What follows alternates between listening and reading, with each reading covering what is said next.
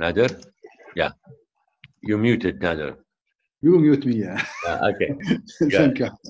In fact, it's not a question, just my own experience. I'm doing a training now for more than maybe 20 years, actually training. And I know how much it costs, you know, the attendees, and how much it costs me time, traveling all around the world. And now it's only 2 months now, I'm trying to really work in the virtual training. I don't want to tell you how much going to the actual training, it's really easy. It just, even I don't prepare for it. But now I'm involved in this kind of a training. I'm telling you, maybe, I don't know, everybody agree or not. I'm doing a lot of homework, a lot of preparation before I go to this virtual training. About engagement, I feel very easy when you are there, very easy to have engagement, it's fine. But on the online training like Zoom, I don't know. I all the time I'm not sure, are they with me or not? Are they really?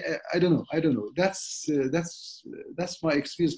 But honestly speaking, now I start feeling it's really the future. It's really you know, you can you have a lot of people around you. You can have a lot of, you know, reactions, etc., etc. And I think it will be fine. And I think that's the future.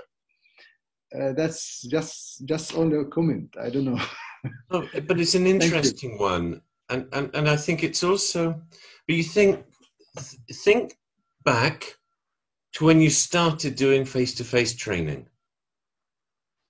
You probably felt very similar because everything is new, you know. And I think as we start, you know, using the new technologies, it's the same thing. I think that's why Mike's advice earlier to use simple tools.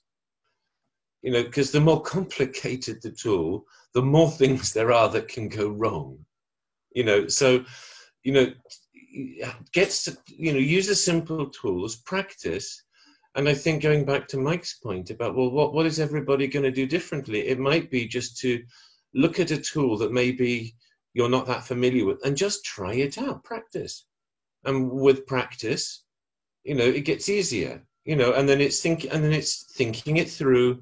It's planning it, and you know, so much face-to-face and virtual learning is poor because people don't plan it properly. They don't spend the time really planning, and it's the rule of P's: prior planning and preparation prevents poor performance.